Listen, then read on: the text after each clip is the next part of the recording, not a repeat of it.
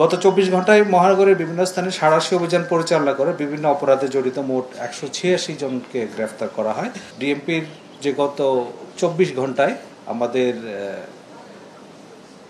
জননিরাপত্তা বিধানে দুই পালায় 441টি টহল টিম মোতায়েন ছিল। এর ভিতরে দিনে 259টি এবং রাত্রে 221টি। এর বাইরে ফুট পেট্রোল ছিল আপনার 212টি, পেট্রোল টিম ছিল 212টি, ফোর্ড পেট্রোল 20টি এবং হোন্ডা মোটর পেট্রোল টিম ছিল 27টি। এছাড়া বিভিন্ন গুরুত্বপূর্ণ এবং কৌশলগত স্থানে আমাদের 66টি চেকপোস্ট পরিচালনা করা হয়। গত 24 ঘন্টায় মহানগরের বিভিন্ন স্থানে সাঁড়াশি অভিযান পরিচালনা করে বিভিন্ন অপরাধে জড়িত মোট 186 জনকে গ্রেফতার করা হয়।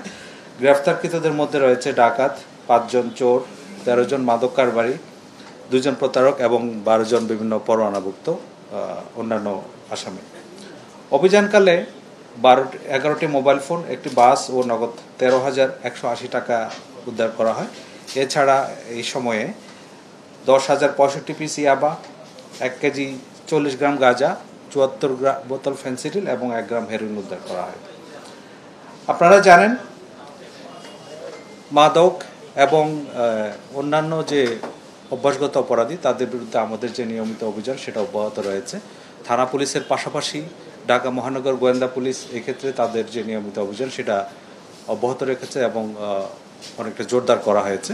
তার প্রেক্ষিতে গতকাল ডিবি ওয়ারির একটা টিম 123টি চোরাই মোবাইল সহ এই চক্রের 5 জন সদস্যকে গ্রেফতার করে এবং আপনারা জানেন মোহাম্মদপুর এলাকায় কবজি কাটা আনোয়ার নামে একটা গ্রুপ রয়েছে। তারা বিভিন্ন অপরাধের সাথে সরাসরি জড়িত এবং এই অপরাধের যারা সদস্য তারা জনমনে আতঙ্ক সৃষ্টি করা থেকে আরম্ভ করে নানা সময় বিভিন্ন অপরাধ কার্যক্রমের সাথে জড়িত। সেই কবজি কাটা আনোয়ার গ্রুপের 2 জন সদস্যকে তারা গ্রেফতার করেছে তেজগাঁ গোয়েন্দা বিভাগের একটা টিম। এই 2 জনের নাম হচ্ছে মোহাম্মদ নিশাত এবং মোহাম্মদ রাসেল ওরফে পেস্টিং রাসেল। এছাড়া আপনারা জানেন রাজধানীর গুলশানের সাবেক সংসদ সদস্যের বাসায় গিয়ে 50 লাখ টাকা চাঁদা দাবি মামলার একটা ঘটনায় 5 জন রিমান্ডে রয়েছে।